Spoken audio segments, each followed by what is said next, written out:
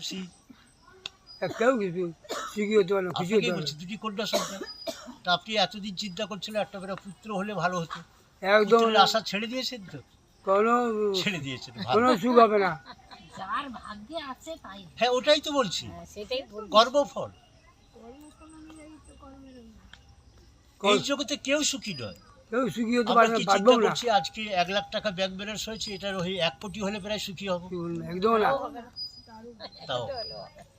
আর এই জগতে, জড়জগতে যে সুখটা পাচ্ছি, এই কিছুদিন বইয়ের রান্না খেলাম, ছেলের চাকরির পয়সা নিলাম, এই রকম সুখটাকে বলা হয় চুলকানির সুখের মতো। চুলকানির সুখটা কিরকম? খাওয়া দাওয়া কতদিন? ভগবানের নাম করে এইটাই সুখ। চুলকানির সুখটা কিরকম?